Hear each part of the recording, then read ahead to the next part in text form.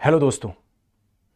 Dehradun car accident को discuss करने से पहले कौन कौन से ऐसे र्यूमर्स सोशल मीडिया पे फैल रहे हैं, कितनी उनमें सच्चाई है, क्या रोड सेफ्टी के इंडिया में इश्यूज़ हैं और क्या हम बाकी कंट्रीज से सीख सकते हैं, जैसे वो यूएस हो, जापान हो, when it comes to road safety. मैं आपको कुछ सरप्राइजिंग फैक्ट बताना चाहूँगा। पहली चीज़, इंडिया में रोड एक्सीडेंट की वजह से एक इंडियन की जान जाने की पॉसिबिलिटी 600% हायर है अगर आप कंपेयर करोगे स्वीडन जैसे देशों से।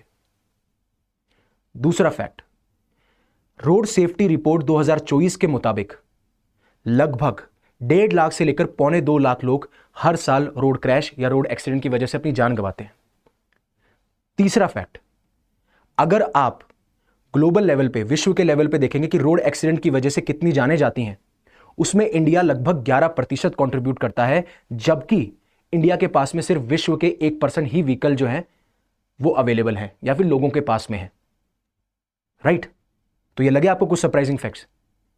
अब आगे बात करते हैं देहरादून कार इंसिडेंट की। तो ये देहरादून कार इंसिडेंट जब हुआ उसके बाद में कुछ ऐसी पिक्चर्स फ्लोट होने लगी जहां पे ये सिचुएशन दिखाई जा रही थी कि कैसे जब कोलिजन हुआ और आसपास के जब लोग इकट्ठे हुए तो क्या सिचुएशन थी। बट उसके बाद में ये सिचुएशन हुआ कि सोशल मीडिया पे काफी रूमर्स फैलने लगे, काफी थ्योरीज बाहर निकल के आने लगी कि ये कारण है, वो कारण है। राइट? लोगों ने एडवाइस देना शुरू कर दिया कि जैसे सिगरेट के पैकेट्स पे अगर हम ये लिख सकते हैं और पिक्चर लगा सकते हैं कि सिगरेट कैन कॉज कैंसर, तो हम अल्कोहल की बॉटल्स पे, बियर बॉटल्स पे क्यों नहीं लगा सकते। सही, अब ये अपनी एडवाइस देने लगे कि आप ड्राइव मत कीजिए अगर आप ड्रंक हैं। तो ये सारे सजेशंस, सारी थ्योरीज बाहर निकल के आने लगी। अब एक्चुअली इस इंसिडेंट में क्या होता है, क्या थ्योरीज हैं, क्या रीजन है, उनको जानने से पहले अनअकैडमी आपके लिए लेके आया सिविल सर्विसेज के लिए एक बहुत ही कॉम्प्रहेंसिव सब्सक्रिप्शन जो कि आप अवेल कर सकते हो 24,999 में। आप मेरा कोड YUVI50 यूज करेंगे तो आपको इसमें डिस्काउंट भी मिलेगा। सबसे अच्छी बात जो इस कोर्स की है, और ये पूरे मार्केट में कहीं नहीं है, कि आपको अनलिमिटेड एक्सेस मिलता है सारे बैचेस का। मतलब अगर आप हिंदी बैच में एनरोल कराते हैं तो आपको इंग्लिश बैच का भी और आपको इंग्लिश बैच का भी एनरोलमेंट मिलता है। तो आप कोई भी टॉपिक अपने फेवरेट, किसी भी फेवरेट टीचर से पढ़ सकते हो। अगर आप इंग्लिश बैच में एनरोल करना चाहते हो तो हमारे पास में लिबर्टी है। आरंभ बैच में कराना चाहते हो तो आपके पास इंग्लिश बैच के लिए आरंभ है और हिंदी के लिए आपके पास में शिखर बैच है, और इसका जो डिस्क्रिप्शन में आपको मेरा लिंक मिल जाएगा। अब बात करते हैं कि एक्चुअल में हुआ क्या। तो 7 लोग, राइट, जो कि एक इनोवा कार के अंदर ट्रैवल कर रहे होते हैं, वो देहरादून के लिए गए हुए होते हैं और देहरादून से दोबारा आते हैं। They had travel to Dehradun और उसके बाद में आ रहे होते हैं। तो देहरादून में एक ONGC चौक है जहां से वो उनकी गाड़ी गुजर रही होती है, और फिर प्रिलिमिनरी इन्वेस्टिगेशन के हिसाब से ये बताया जाता है कि जो वो गाड़ी है इनोवा, वो बहुत ही बुरी तरीके से कोलाइड करती है ट्रक के साथ में। राइट? और उसके बाद में 6 लोगों की तो वहीं जान चली जाती है, और एक जो सर्वाइवर हैं जो कि अभी पास ही के किसी हॉस्पिटल में एडमिटेड हैं, और स्पेशली वो वेंटिलेटर पे हैं अभी ICU के अंदर, जिनका नाम है सिद्धेश अग्रवाल, वही अभी तक सर्वाइवर हैं। अभी तक वो स्टेबल कंडीशन में आ नहीं पाए हैं। जब वो स्टेबल कंडीशन में आएंगे तो हमें और अच्छे से फैक्ट्स पता होंगे। राइट? तो ये सारा पूरा इंसिडेंट होता है। अब इस गाड़ी को चला रहे होते हैं अतुल अग्रवाल, जिनके फादर साहब जो हैं वो फायर क्रैकर का बिजनेस चलाते हैं। राइट? फायर क्रैकर का बिजनेस चलाते हैं, और उन्होंने धनतेरस पे ही अभी नई नई गाड़ी खरीदी थी, और वो साफ साफ आपको पिक्चर्स में भी दिख जाएगा।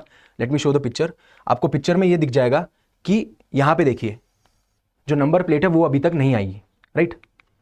तो वो खरीदी होती है और वो सारे दोस्त ट्रैवल के लिए जा रहे होते हैं, और उसके बाद में ये इंसिडेंट हो जाता है जब वो ट्रक के साथ में कोलाइड कर दी जाती है। अब सबसे इंपॉर्टेंट बात यह है कि जिन लोगों की डेथ हुई उनकी एज लगभग आप मानेंगे कि 19 से 24 या 25 तक ही थी। राइट? और अगर आप बात करेंगे कुणाल कुकरेजा की, तो वो लगभग हिमाचल प्रदेश से थे, और बाकी जो लोग हैं वो कहीं ना कहीं देहरादून उत्तराखंड के ही थे। मैंने आपको बता दिया कार किसके द्वारा ओन की जा रही थी, वो ट्रैवल पे गए थे, वहां पे उनका कोलिजन हुआ, ये सारी चीजें निकल के सामने आती हैं। राइट? और ये जो कोलिजन होता है ये अराउंड 1:30 बजे होता है, जो नवंबर 12 तारीख है, 1:30 बजे होता है देहरादून ONGC चौक पे।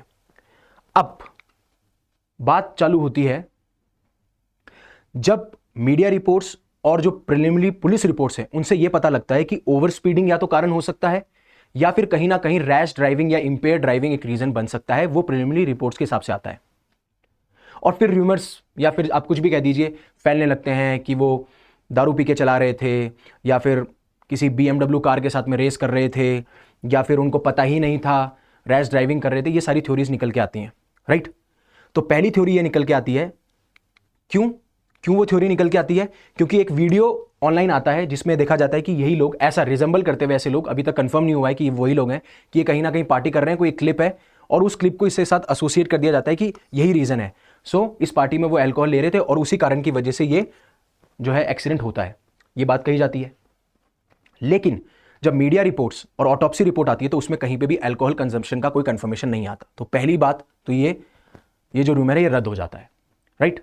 जो सजेशन, जो ओपिनियन आप दे रहे हैं वो बिल्कुल सही दे रहे हैं। आपको कभी भी दारू पी के गाड़ी नहीं चलानी चाहिए, ड्रंक एंड ड्राइव का कभी केस होना ही नहीं चाहिए। लेकिन इस इंसिडेंट पे इन चीज़ों का कितना इफेक्ट पड़ सकता है, आपको इतना भी सेंसिबल होना चाहिए। पहली चीज़ तो ये हो गई। दूसरी चीज़ ये थी कि ये किसी जो ये मल्टी यूटिलिटी व्हीकल है आपका, जो इनोवा गाड़ी है, ये किसी BMW कार के साथ में रेस लगा रही थी, क्योंकि BMW कार ने इनको ओवरटेक कर लिया था, इनका ईगो हर्ट हो गया और उसके बाद में इन्होंने उसके साथ रेस लगाना शुरू किया। बट सीसीटीवी फुटेज में कहीं भी ये नहीं पाया जाता कि ये BMW कार के साथ में रेस लगा रहे थे। तीसरा ये आता है कि ये ओवर स्पीड कर रहे थे, और काफी बार कुछ लोगों ने कहा भी कि ये ओवर स्पीडिंग में थे।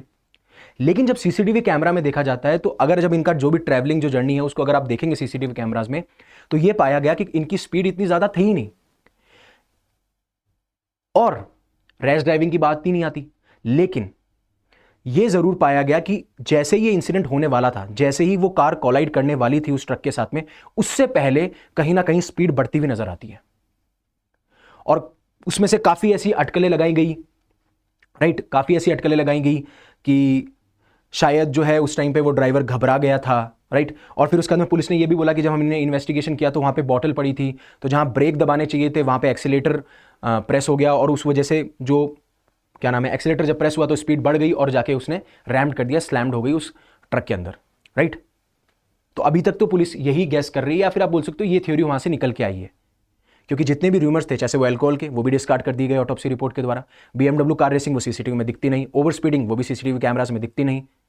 जस्ट जैसे इवेंट होने वाला था, सडनली उससे पहले आपको स्पीड बढ़ती हुई नजर आती है, और उसमें कहा जा रहा है कि शायद जो ड्राइवर है, जो अतुल अग्रवाल थे, वो उस टाइम पे प्रॉपर डिसीजन नहीं ले पाए, जिसकी वजह से क्या नाम है, ब्रेक की जगह आपका एक्सीलेटर दब गया, या फिर वो दबाना ब्रेक चाह रहे थे लेकिन बॉटल जो डायगनली फिट थी उसकी वजह से एक्सीलरेटर पे पाँव पड़ गया, या फिर एक्सीलेटर पे प्रेशर ज़्यादा पड़ गया। ये सारी थ्योरीज निकल के आ रही हैं, राइट। अगेन हमें उसी थ्योरी पे, हमें उसी फैक्ट पे बिलीव करना है जो कि पुलिस की इन्वेस्टिगेशन से निकल के आता है। और इन सारे रूमर्स के बीच में जो सिद्धेश अग्रवाल हैं, उनके पापा हैं विपिन अग्रवाल, वो यही अर्ज करते हैं, रिक्वेस्ट करते हैं कि जो भी सोशल मीडिया पे रूमर्स फैल रहे हैं, ना तो आपको उनकी प्रॉपर इंफॉर्मेशन है, ना अभी तक वो जो रूमर्स हैं वो अभी तक वेरीफाई हुए हैं, और फिर भी आप कमेंट पास करते हुए जा रहे हो। जब एक ऐसी फैमिलीज जिन्होंने अपने बच्चे खोए हैं, इस टाइम पे आपको कंपैशन दिखाना चाहिए, सहानुभूति, एम्पैथी दिखानी चाहिए। आप जज कर रहे हो लोगों को, आप एडवाइस देते हुए नजर आ रहे हो, राइट। क्योंकि जब आपके पास में इंफॉर्मेशन ही नहीं है, एडवाइस और ओपिनियन बिल्कुल सही है, लेकिन इस टाइम पे सबसे इंपॉर्टेंट यह है कि जब तक आपके पास में वेरीफाइबल इंफॉर्मेशन ना हो, जब तक वो कंप्लीट इंफॉर्मेशन ना हो, आपको कोई कमेंट, आपको कोई सजेशन नहीं देना चाहिए, राइट। ये काफी बार ऐसा देखा गया है। तो यही चीज वो कहते हुए, अब कार एक्सीडेंट्स के कॉजेस क्या है? जब आप ट्रैफिक रूल से कंप्लाई नहीं करोगे, आपने रेड सिग्नल है उसको ब्रेक कर दिया, आपने हेलमेट नहीं लगा रखा, आपने सीट बेल्ट नहीं लगा रखा, राइट, आप गाड़ी चलाते वक्त आप ड्रंक हो, आप टेक्स्ट कर रहे हो, फोन के ऊपर हो, ये सारे जो हैं इंसिडेंट देखने को मिलते हैं, ये कारण देखने को मिलते हैं। ओवर स्पीडिंग से लगभग 72% डेथ हो रही है, ठीक है, जो रोड एक्सीडेंट्स है, सॉरी रोड एक्सीडेंट्स हो रहे हैं। ड्रंक ड्राइविंग से 2% हो रही है। रोड की डिज़ाइन अच्छी नहीं है, जैसे वो पॉट होल्स हों या फिर वाइड लेन्स की बात करो, लेन्स भी वाइड नहीं है, राइट। ये सारी चीज़, वेदर कंडीशंस कभी खराब हो जाती हैं तो उसकी वजह से भी देखने को मिलता है। तो ये सारी चीज़ें हमें देखने को मिलती हैं। अब इसका इम्पैक्ट क्या हो रहा है? अब जब मैं बात करूंगा कि जितने भी रोड एक्सीडेंट में डेथ हो रही है उसमें 40% जो लोग मारे जा रहे हैं, जिनकी डेथ हो रही है, उनका अगर आप डेमोग्राफिक देखेंगे तो 18 से 35 साल के लोग हैं। और इनमें भी अगर आप जाएंगे तो लगभग 85% लोग जो बिलोंग करते हैं उनका जेंडर मेन है। तो कहीं ना कहीं ये जेंडर्ड रिस्क प्रोफाइल भी है। इकोनॉमिक इंपैक्ट की अगर आप बात करोगे तो हर साल जो भी रोड एक्सीडेंट होते हैं उसका हमारी इकोनॉमी पे जो इफेक्ट आता है वो आता है 3% of the cost to the GDP, right. अब जो विक्टिम्स की फैमिली है वो भी कहीं ना कहीं फाइनेंशियल स्ट्रेस या फाइनेंशियल स्ट्रेन से गुजरती हैं। चाहे से अगर एक ऐसा इंडिविजुअल जो शायद कमा रहा था, है ना, उसका लॉस हो, लॉस ऑफ लाइफ हो, या फिर साथ साथ में जो मेडिकल एक्सपेंसेस हैं वो भी हैं, राइट। तो ये सारी चीज़ें हमें देखने को मिलती हैं। अब बात करते हैं हम ऐसे क्या स्टेप्स ले सकते हैं। तो पहली बात आती है इंफ्रास्ट्रक्चर मैनेज करने की। प्रॉपर रोड्स की डिज़ाइन हो, जो ब्लैक स्पॉट्स हैं या जो हॉट स्पॉट्स हैं, जो एक्सीडेंट प्रोन एरियाज हैं, राइट, वहाँ पे प्रॉपर लाइटिंग की जाए, प्रॉपर ट्रैफिकिंग की जाए, ये सारी बात की जाती है। ट्रैफिक को काम कैसे कराए, स्पीड ब्रेकर्स यूज़ कीजिए, ग्लो लाइट्स यूज़ कीजिए, राइट, साइन बोर्ड्स लगाइए, राइट, ये बात है। पॉलिसी इंटरवेंशंस में बात की जाती है कि आपको स्ट्रिक्टर लिमिट स्पीड लानी पड़ेगी, स्ट्रिक्टर पेनल्टीज लानी पड़ेंगी, राइट, इन सारी चीज़ों के बारे में यहाँ बात करते हुए आते हैं। और व्हीकल के स्टैंडर्ड्स, जैसे वो एंटी ब्रेकिंग सिस्टम हो, राइट, जैसे वो एयर बैग्स हों, ये सारे के सारे होना बहुत ज़रूरी है। पब्लिक अवेयरनेस कैंपेन बहुत ज़रूरी है कि जब भी आप ड्राइव कर रहे हो तो कुछ सेफ ड्राइविंग हैबिट्स होती हैं कि आप टेक्स्टिंग ना करें, आप कॉल पे ना रहें, आप ड्रंक ड्राइविंग ना करें, ठीक है, ड्रंक एंड ड्राइव ना करें। तो ये सारी चीज़ें सेफ्टी ड्राइविंग हैबिट्स होती हैं जो आपको इनकलकेट करनी चाहिए।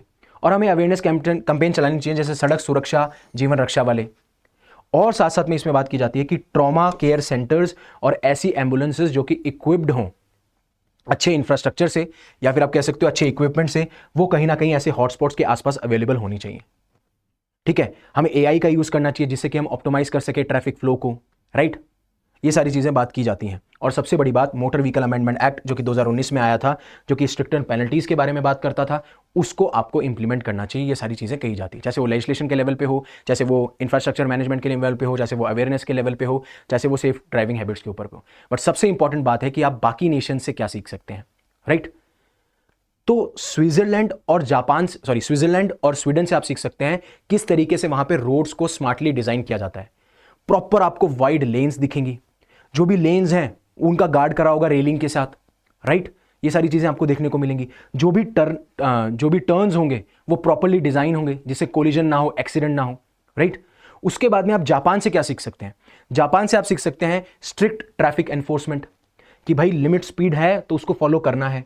ट्रैफिक सर्विलेंस बहुत अच्छा है। अभी आप बोलेंगे कैसे हो सकता है? सीसीटीवी कैमराज इंस्टॉल कीजिए, स्पीड सेंसर्स को लेके आइए, राइट।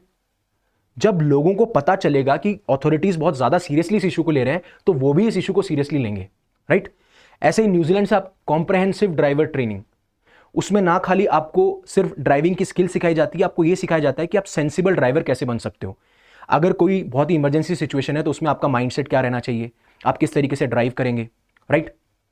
और उसके बाद में इंपॉर्टेंट ये भी हो जाता है कि जो कि डिफिकल्ट कंडीशंस है उसमें आपको कैसे ड्राइव करना है, जैसे वो बारिश हो, माउंटेनियस या हिली रीजन्स हो, वहां पे कैसे ड्राइव करना है, वो सारी चीजें वहां पे न्यूजीलैंड के कॉम्प्रिहेंसिव ट्रेनिंग प्रोग्राम में सिखाई जाती है। यूएस सबसे ज्यादा एम्फेसिस करता है आपकी व्हीकल सेफ्टी टेक्नोलॉजीज में, कि व्हीकल्स हैं हमारे, 2 व्हीलर्स हो या 4 व्हीलर्स हो, उनमें हम ऐसी कौन सी टेक्नोलॉजीज इंकॉर्पोरेट करें, डालें, जिससे कि व्हीकल की सेफ्टी इंश्योर की जा सके। अब आप देखेंगे लेन्स असिस्ट करना, मतलब कि अगर आप हाईवेज पे हैं और आपको लेन्स चेंज करनी है तो आपको बताएगा कि किस टाइम पे लेन चेंज करनी है, कितनी स्पीड पे लेन चेंज करनी है, कितने चांसेस हैं एक्सीडेंट के। सेम कॉलिजन डिटेक्शन, अगर ऐसा लग रहा है कि आपके व्हीकल के कोलाइड होने के चांसेस बहुत ज़्यादा हैं तो आपको वो डिटेक्ट करके बताएगा और उसके हिसाब से आपको इंस्ट्रक्शन भी देगा कि आपको ये स्टेप लेना चाहिए। साथ साथ में ऑटोमेटिक इमरजेंसी ब्रेकिंग, और मुझे लगता है कि देहरादून जो केस का इंसिडेंट है उसमें यह सबसे बड़ा रोल प्ले कर रहा है ऑटोमेटिक इमरजेंसी ब्रेकिंग। अगर उस टाइम पे जो कि इमरजेंसी सिचुएशन थी, अगर व्हीकल के अंदर ऑटोमेटिक इमरजेंसी ब्रेकिंग होती तो शायद जहां पे ब्रेक दबाया गया, जो कि अटकलें लगाई जा रही हैं कि दबाना ब्रेक था, दब गया एक्सीलेटर, या फिर एक बॉटल जो कि डायगोनली फिक्स थी उसमें दबाया ब्रेक गया लेकिन प्रेशर पड़ गया एक्सीलेटर पे, तो अगर ये सिस्टम होता तो शायद ये इंसिडेंट नहीं होता। तो ये व्हीकल सेफ्टी टेक्नोलॉजी भी बहुत इंपॉर्टेंट है। और सिंगापुर बात करती है कि हम किस तरीके से आर्टिफिशियल इंटेलिजेंस को यूज कर सकते हैं जिसमें कि हम जो ट्रैफिक एक्सीडेंट्स हैं उनको रिड्यूस कर सकें, साथ साथ में ट्रैफिक फ्लो को भी मैनेज किया जा सके, राइट। तो होपफुली आपको ये पूरा इंसिडेंट समझ में आया होगा और ये ट्रेजेडी हमें भुलानी नहीं है, राइट, हमें इससे सीखना है। और होपफुली जिस तरीके से इन पेरेंट्स ने अपने बच्चों को खोया है, किसी भी फैमिली के लिए बहुत ही बड़ा ट्रेजिक इवेंट है ये, और शायद बहुत डिफिकल्ट होगा इनको इस इवेंट से ओवरकम करने के लिए। तो प्लीज़ आप र्यूमर्स पे ज़्यादा बिलीव ना करें, आप फैक्ट्स पे जाएं होपफुली। और इस लेक्चर से आपको सीखने को मिला होगा कि एक्सीडेंट हुआ क्या मैंने सरप्राइजिंग फैक्ट जो बताए, किस तरीके से चीज़ें हो रही हैं, क्या कॉजेज़ हैं, क्या हमें कारण करनी चाहिए, क्या हम दूसरे नेशन से सीख सकते हैं। तो होपफुली आपको ये लेक्चर बहुत पसंद आएगा। पसंद आया तो प्लीज़ लाइक कीजिए, और अगर कुछ भी कमेंट्स कर सकते हो कमेंट्स कीजिए, उससे एनकरेजमेंट मिलता है। जिस तरीके से ये लेक्चर आपकी लाइफ में वैल्यू ऐड कर रहा है, आपको लगता है ये लेक्चर किसी और की लाइफ में वैल्यू ऐड कर सकता है, तो इसे शेयर कीजिए और ऐसे ही रेगुलर कंटेंट के लिए इसे सब्सक्राइब कीजिए। Thank you very much for giving me your precious time and have a safe day.